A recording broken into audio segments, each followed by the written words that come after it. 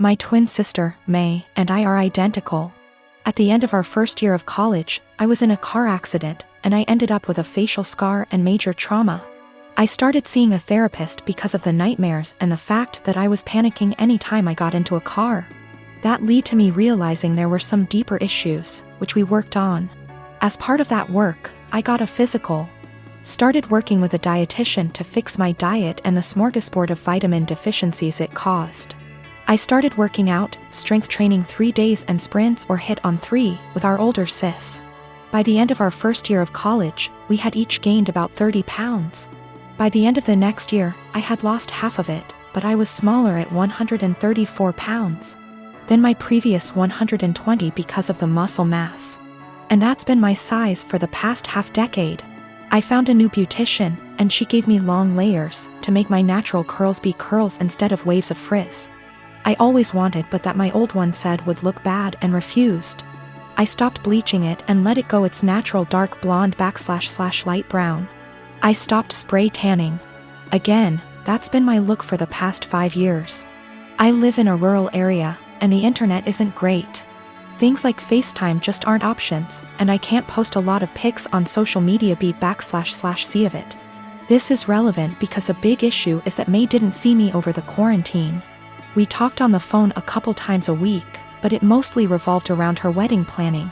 She got engaged before the Rona put us on lockdown. I wasn't her mo, so mostly I was being told decisions, not involved in the process. When it came to the bridesmaids' dresses, May sent our sister, SIL, and me a link and told us to get it in our size. Same with hair and makeup, but we had to arrange for a beautician because May's wouldn't do more than 4. And she wanted her friends at the appointment with her. Except she didn't do a bachelorette party with us, she did with her friends, or rehearsal dinner. So May didn't see any of us until the start of the wedding. She was livid. Apparently, she thought we would have stopped working out because of the Rona, even though we did it at home. Or that we would have stopped when she announced her engagement, so we didn't upstage her. She was mad because I didn't try to hide my scar and didn't tan, thought it would be implied. She made several snide remarks before throwing a drunk temper tantrum at the reception, basically accusing the 3 of us. But me of trying to upstage her. I don't have that excuse /C I was a DD so sober, but I, quite famously, have a low tolerance for angry or crying drunks. I told her, if you're so insecure, you should have got off your ass instead of expecting us to lay on ours to make yours look better. It only got worse. Our family is on my side /C I didn't start it or do anything. But his family and her friends are giving me shit. I am a 51 years old male, and I have 3 children, 1 girl, 1 boy, and 1 child is gender neutral. My son Eric is the oldest, Eva is the middle child, and Charlie is my youngest. I'm still very new to the whole LGBTQ thing, so please correct me if I say something wrong. Now sadly, when the children were all young, their mother / my wife passed away in a car accident, and I've been raising them by myself ever since, as I've chosen to never remarry since my wife was / is the love of my life. I'll say I'm definitely not a perfect father, but I've done the best I could to raise my children. Now Eva has always been a bit more wild than her other siblings even before her mother's passing.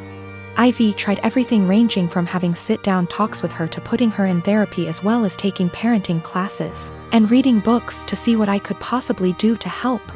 Therapy did seem to help a little bit, but decided to stop soon after she turned 18. Now let me tell you the story as to why I'm here now. My daughter Eva still lives with me and Charlie as she goes to school, and has definitely been home more due to the pandemic, but has started to go out more now that they are letting up on some of the regulations.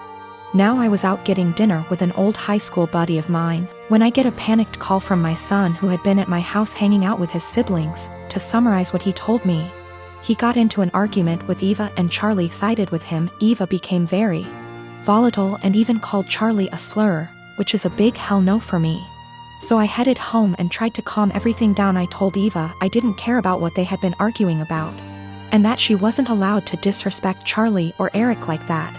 Me and Eva ended up now being the ones to start arguing, but I soon shut it down when I realized it wasn't gonna help. I forced her to apologize and took away her car privileges until she could learn to respect her siblings, and I thought it was the end of that. Well, the next morning after work I ended up coming home and finding scraps of papers all over. At first I didn't get it, but then soon found out that she cut up about half a dozen letters her mother had written me when I was much younger. I was livid. I know it was her because I have a couple cameras in my house. I just walked into her room and told her to get out. She was smug and rolled her eyes, but then I yelled, "Get the out of my house," and she realized I was serious. She was crying and screaming, but I had felt sorta numb at that point, and she left with a friend of hers. But now I feel like I was being too harsh, but I wanna stand my ground. She did know about the cameras, but they're really just there for my dog. I am a 35 years old female, a musician, playing gigs and at an orchestra as a violinist. Rehearsals just resumed, so orchestra is my main source of income ATM. My sister, she's 26, is a social worker, working 3 days a week, so minimal income, but she adores her job. I live in a small 2-bedroom apartment, both rooms around 9-10 square meters. Using the second room as a practice room / storage for my instruments, 3 violins, 2 guitars, a digital piano, a small drum kit, and other stuff. 4 months ago my sister broke up with her BF and I offered her my spare room, temporarily. I moved most of my stuff to the living room so I could fit a small bed in there. Sis moved in, but she asked me to move more stuff to the living room. I moved pretty much everything sans the piano, to the point where the living room became uninhabitable. Then she started complaining about my violin playing, saying it gave her headaches. I told her I couldn't stop the daily practice without risking my only steady income.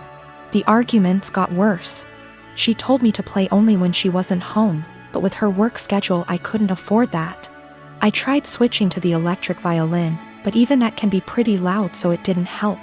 Several times I reminded her this was only a temporary arrangement, but she didn't seem to hear me. 2 weeks ago I arrived home to finding my piano in the bathroom, near water and humidity, because my sis needed the space for her new double bed. When I told her she can't SRSLY expect me to store my piano there, she said, "Yeah, you will just have to sell it, I guess."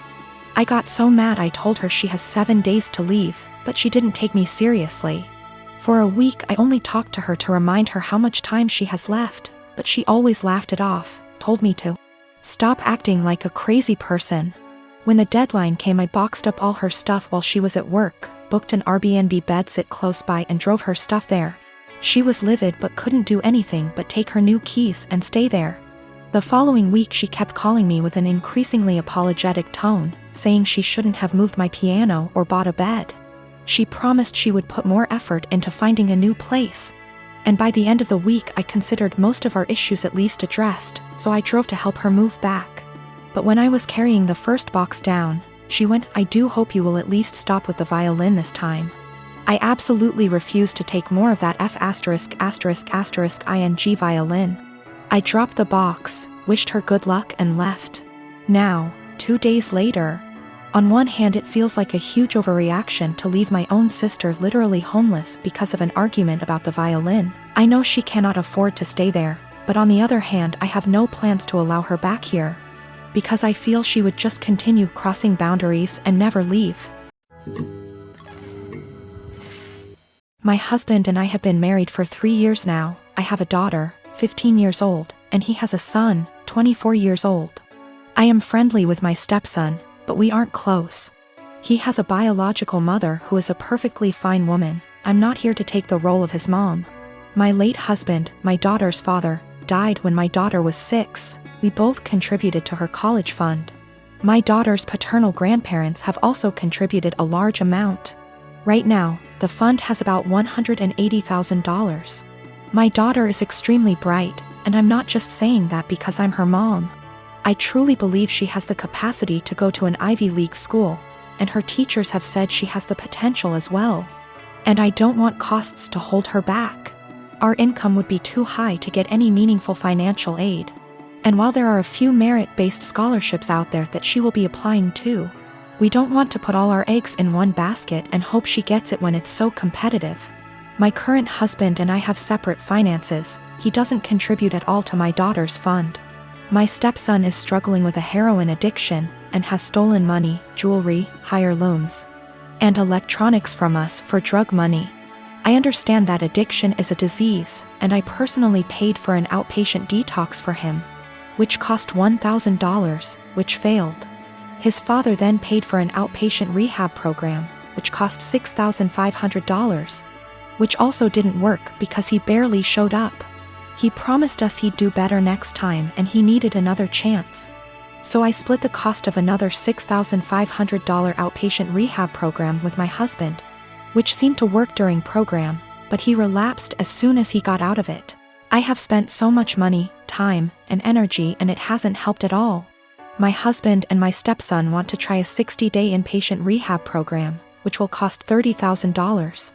I had absolutely no idea where they were supposed to get the money for that, considering the thousands and thousands of dollars that were already spent, and the fact that we no longer had anything of value in our house. They want to use my daughter's college fund, which to me is absolutely off limits. I feel like it's completely unfair to my daughter to punish her for my stepson's addiction, unfair to my late husband and his parents, but frankly, I don't think spending $30,000 will work. My husband thinks I'm an asshole because I'm prioritizing my daughter's education over his son's life, and he believes medical needs come first. He then asked my daughter if she'd be willing to use $30,000 from her fund to pay for her stepbrother's rehab, and she got very quiet and did not answer. He then got very upset with her and said she was being selfish. My daughter later told me that she didn't want to give her stepbrother the money, but she felt so guilty. And I am furious at my husband for emotionally guilt-tripping my daughter like that.